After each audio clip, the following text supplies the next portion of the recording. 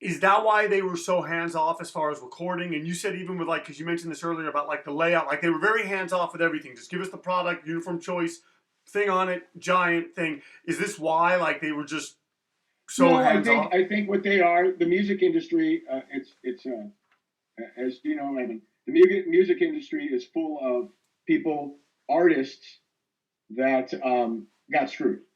We just happen to be one of the sub bands that got screwed. And they said, here's the funny part. I remember what Pat said, the asshole said. He said, what are you going to do? Sue me? We have more lawyers than you. That was his quote about, I'm not paying you. Right. Even though we paid for the recording and we gave them the proper artwork, professionally done, marked up, ready to go. And that's just, people getting taken advantage of. We're not the first, and certainly weren't the first, and certainly not the last. But it was tough at the time. But that's the way life goes. We Now, don't feel sorry for ourselves. I noticed that the Dutch East logo is on that record, or they're listed like was Dutch East. Correct me if I'm wrong. They were a distributor of Wishing Well, correct? Is Yeah, they again another. Well, I'm saying because I remember I did a small record label which actually put out the first Ignite record, and I just remember. Well, thank you. Well, I mean, I'm saying, but this all like it's crazy how all this stuff, if you follow the genealogy of it, it really goes back to you and Pat, and you and Pat were obviously inspired by Ian. Like it's cool. But I always remembered, like, I was always looking for distribution, and so Rev gave me distribution. It was amazing. And then I got distribution from Network Sound, which was New Age and Conversion. And then some others. But I just always remember Dutch East, to me, like, I heard about it. It was kind of like Caroline. Like, I heard about it, I knew that it existed, but it just seemed beyond me. So I guess my question is, what was Dutch East's role in all of this? Distributors. Okay. They wanted to and did distribute to an obviously larger audience the Wishing Well bands, the records.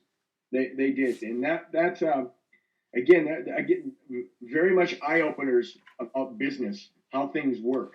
But again, I got to preface something. I can only speak for myself.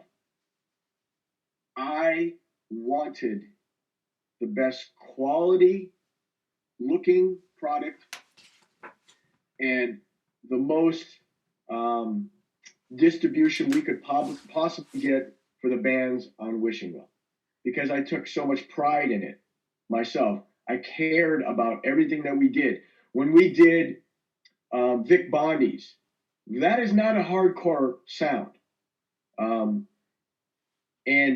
Pat and I really liked it. It was interesting, and Vic was so heartfelt in how he went about his music that we put it on Wishing Well.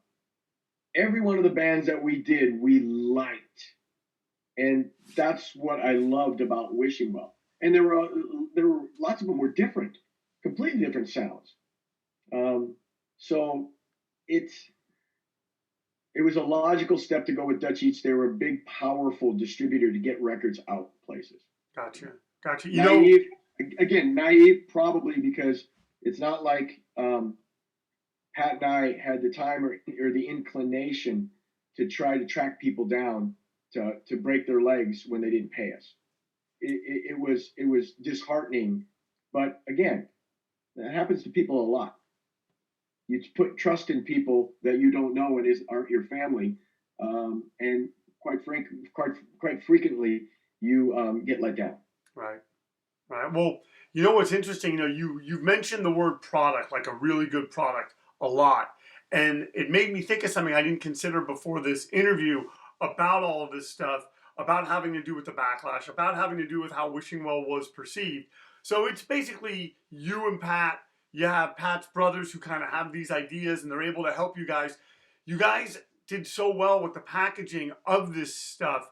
it looked like a much bigger operation than it actually was. And what I was going to ask you was, did it sort of feel, or did you ever think about like, we're sort of victims of being really good at marketing, like, just something that you kind of fell into, like we were talking about earlier.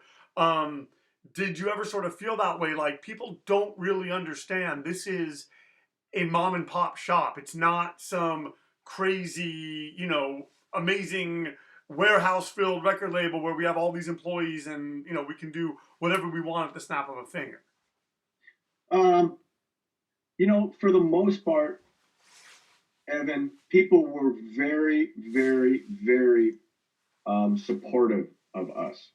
And when we played shows, when Uniform Choice played shows, and when Unity played shows, because we did a Unity album too, um, um, it was worth all the hard work when people really liked the product. I got so much mail. Obviously, we got just tons of mail. Hey, could you send me stickers? Can you send me flyers? Hey, this kind of stuff. And I tried to really keep up with people a lot. And I know that somebody like Ian and Henry and these guys have continued to do it to this day.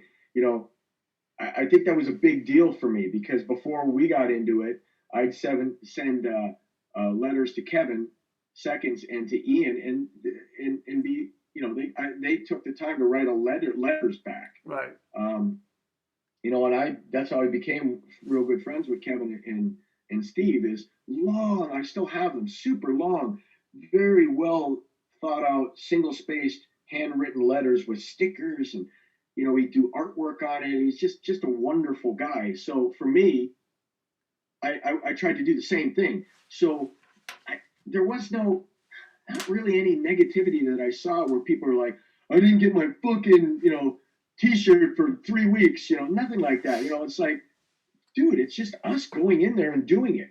It's Courtney printing them, and Pat and I doing everything else.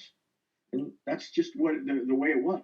And so Wishing Well started you and Pat just coming together and saying, hey, let's do a record label. We don't know how to do it, but we're going to figure it out because we like how we've seen it done. That was it. It was, there's no one else out there to put it out that we would really trust. Like, I'm not just giving this product.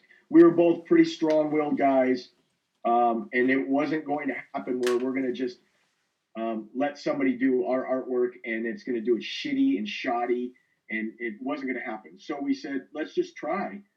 We were inspired by the kind words from the Discord guys, and why not? So we did, and it was fun, and it was like one of the best times of my whole life. Frustrating, but at the same time, we figured it out. We found out where we could do things. We found out how much money we needed in advance to get vinyl printed. Where do I get labels printed? I'm not going to get the labels printed at the same place because the guy that does the vinyl rips you off.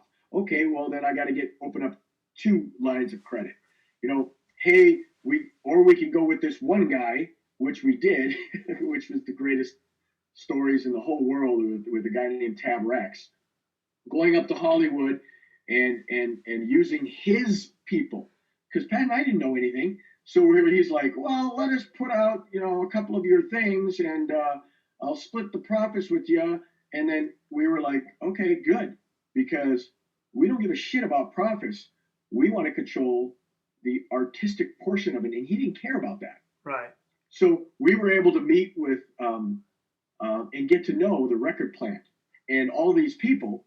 So after our first couple of albums, we were to tape. They're ours. They're not his.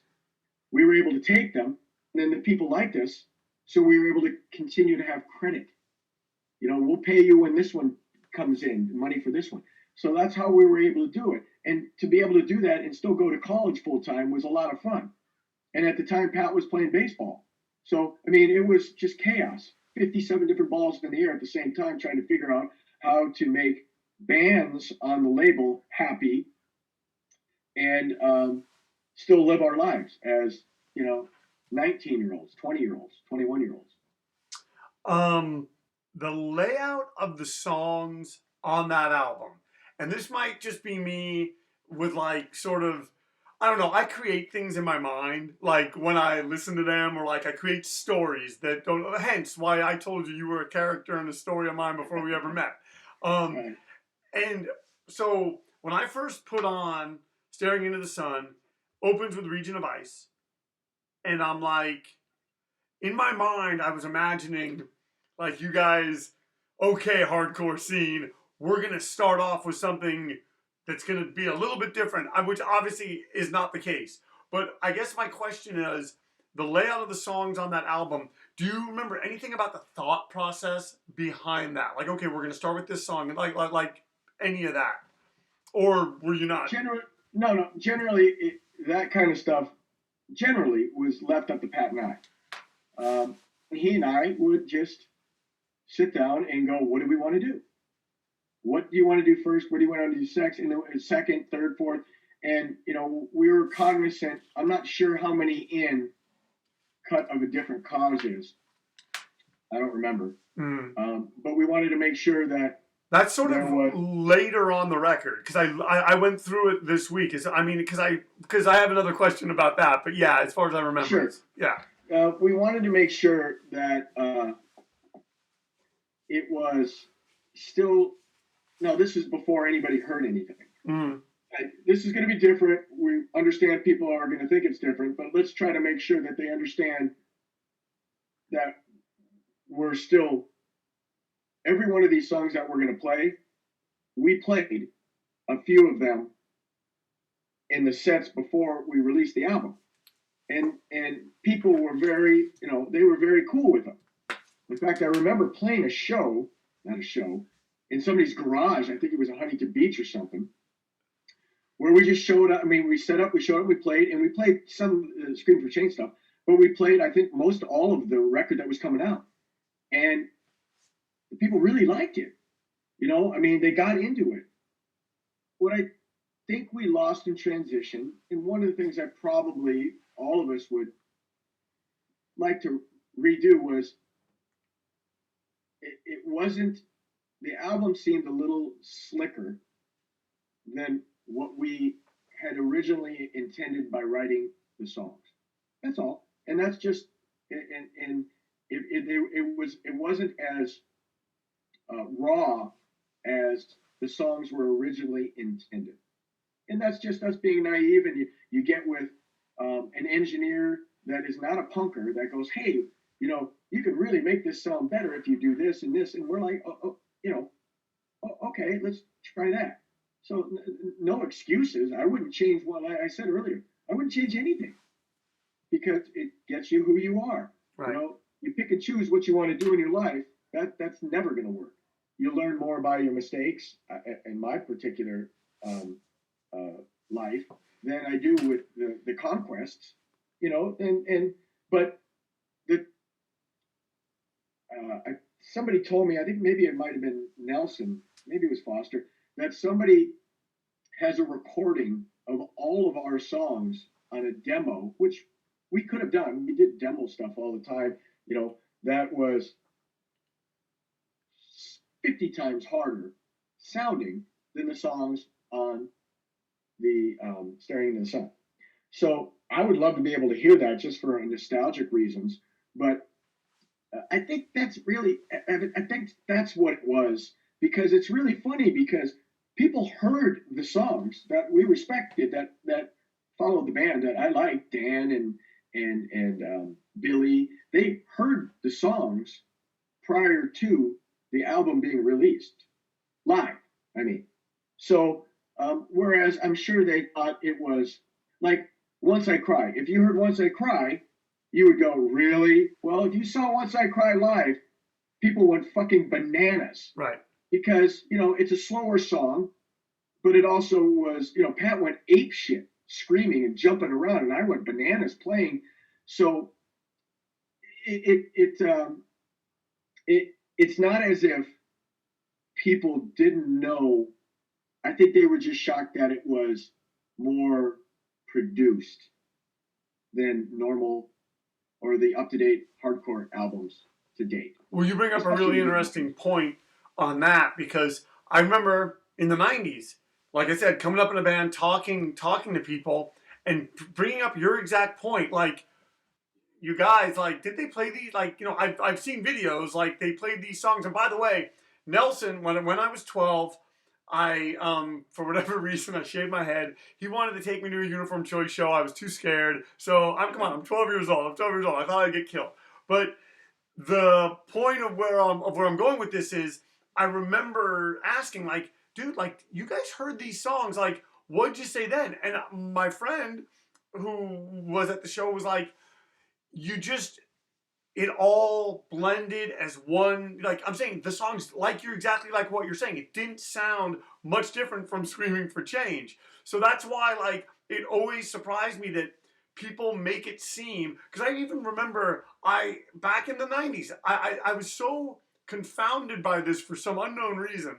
I started reading reviews of the record, and there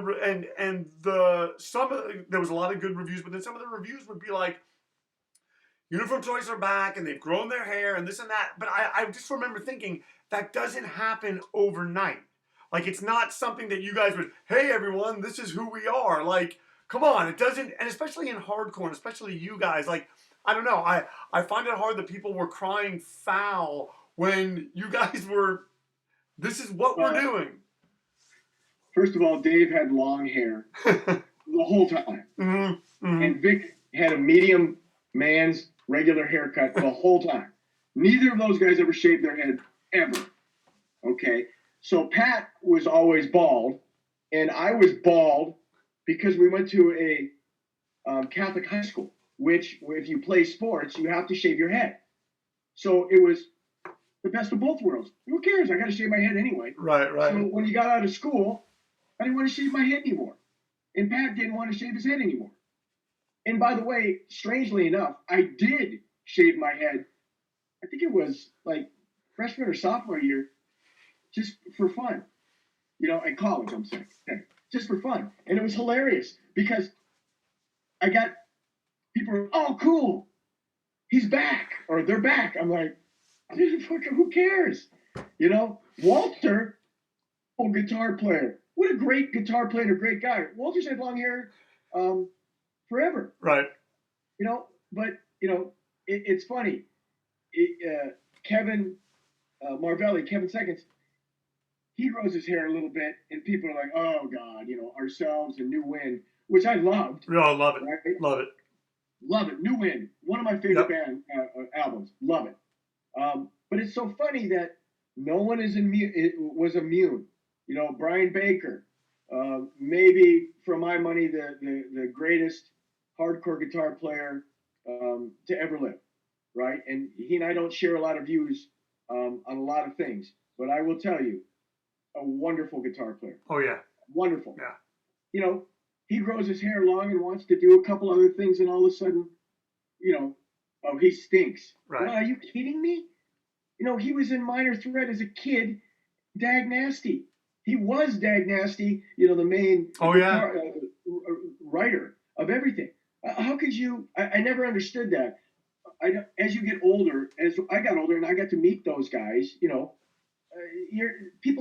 nothing is ever as good or as bad as you think it's going to be before you meet people or do something. Amen. And to this day, I love all of the things that they do. Embrace, Rites of Spring, all that. I love it. That doesn't mean that I have to share every single view with them. You know, I've been married for a million years. We don't share views on certain things. So, you know, that makes things interesting. You get to hear somebody else's perspective rather than just, you know, this is mine. I'm smarter than everybody. So I embrace that. I do. I love that. The way somebody was brought up and how he sees the political climate, or how he sees how things are, how music is. I think that's fantastic. Or how they do that. I think it's fantastic. So I always think of it as a learning experience, not somebody that I would, you know, okay, well, they're not in my camp. And that's exactly what happened to Uniform Choice. Oh, you guys aren't in the hardcore camp anymore because, you know, the music is not quite as hard, and you grew your hair, but that's to be expected. We knew that, and it is what it is. That's about maturity. You're not going to please everybody, and certainly if you try, you're going to fail. That's the way it is. How long did Staring into the Sun take to record? Because you said you paid for it yourselves, correct? Or yeah, right? Like Giant didn't pay for that, or did you? We did the basic tracks pretty quick, and then Pat wanted to go in and work on his vocals a lot. And I always liked to go with to every recording session. I want to be there. I want to do this. I even did it with Winds of Promise. I wasn't going to let Joe Foster be there himself because he would rewrite all the songs. So, but with Pat, he got to the point where he and Rich, the engineer, got along real well. So it took a little bit longer than we thought it was going to take. I don't remember, honestly, to answer your question straightforward. I don't remember how exactly long, but it took a little bit longer because he wanted to work on his vocals. He was very, very, very, very adamant about wanting to sound how he wanted to sound. And I'm not a singer, so that was fine. We didn't care about that. Vic did his stuff pretty quick. Dave did his stuff. I did my stuff pretty quick. We did the backing vocals pretty quick because they're just hardcore backing vocals. And Rich, the engineer, had some thoughts about backing vocals that had more melody, and so we included that in some of the slower songs. Did you had a beautiful voice? Did you re-record Once I Cry because of kind of the poetic nature underpinnings of the lyrics of that song? Yeah, and I think so, and I think it was, hey, what of these songs would fit on this record? And it was just, it wasn't, some of these things when I'm looking back and thinking back on them, it wasn't super well thought out. And then it was just like, hey, why don't we re-record this one? We're here. We know the song. It might be cool to be able to do something a little different sounding. So that was really it. It wasn't like, hey, we're going to strategically put this here. None of the stuff was. We weren't that smart. Or worse, we weren't that devious. It just, this is kind of what we want to do. Well, because it's so funny, going back to Dag Nasty, going back to Field Day, Giant, all that stuff.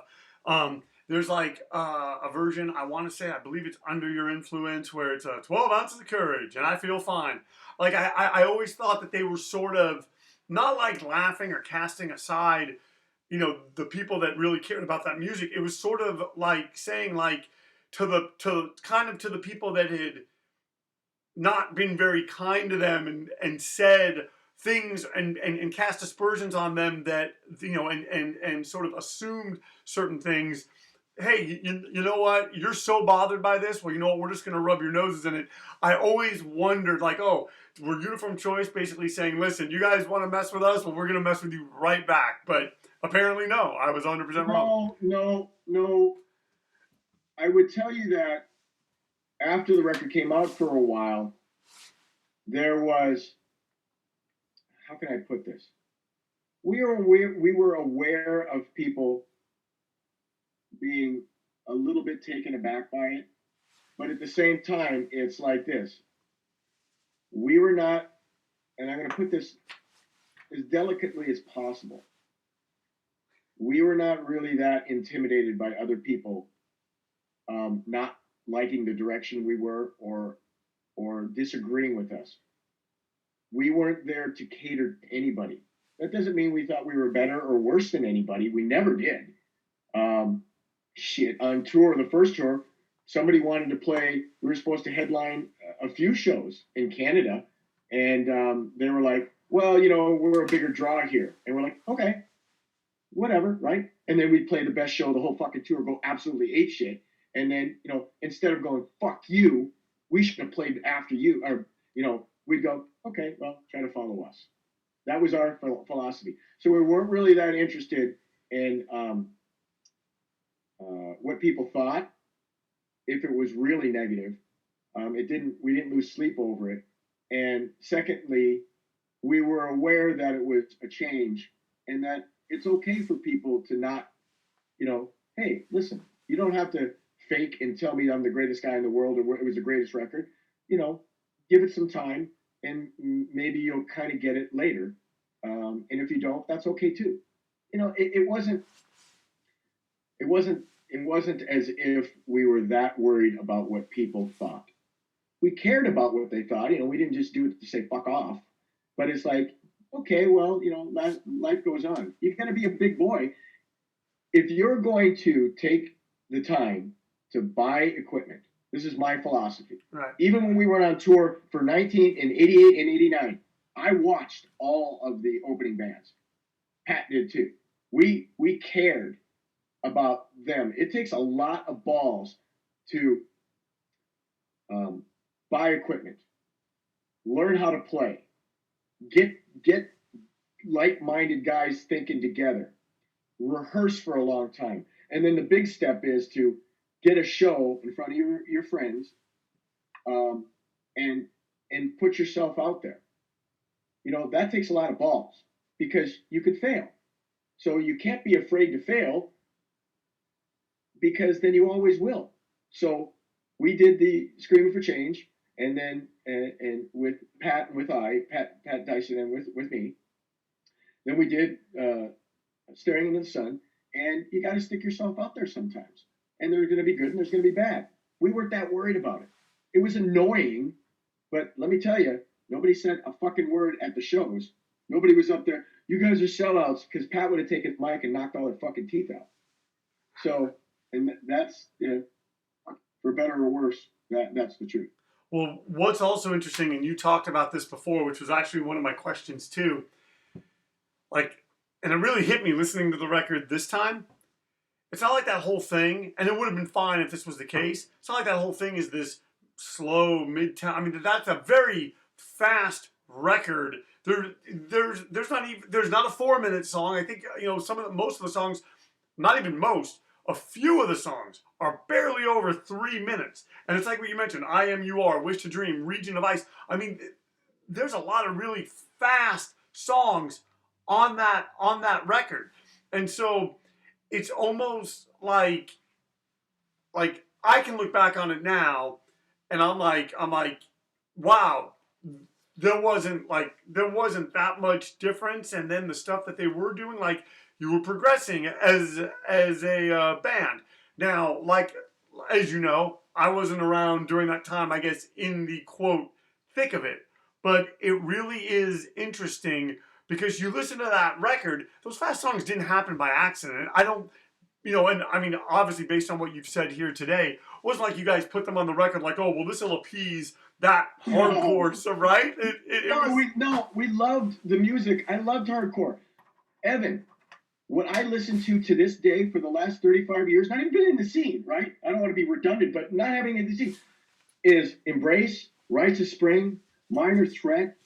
All of these bands I listen to, not Government Issue, Dag Nasty, all of those bands, 7 Seconds, Slapshot, everything you can imagine. That's what I continue to listen to this day. I love other music too, but the stuff that I listen to when I'm working out or whatever is all hardcore music. And that's never going to change. And that didn't change then. We were just like, well, maybe, let's try this. Let's try a couple of cool things. But we still loved playing live. Like I said, it's probably mostly my fault. I'm sure Vic got mad at me a bunch of times. But I like playing this stuff fucking 500 miles an hour as fast as I can play. And, even the Winter Promise stuff now, we probably play 3 or 4 touches faster than it should be that they were recorded, because I like playing live and I like playing fucking aggressive, crazy, psycho stuff. That's what I like to do. And I couldn't be a band that would be, hey, we're going to go play with Def Leppard. I wouldn't do that even if we were good enough to do that. We wouldn't have done that, or I wouldn't have done that, because that's not the music that I want to play, that I get joy out of playing. I'd rather play DRI than Def Leppard or the Scorpions. That's what I'd rather play. A few bands later, Carrie Nation took the stage.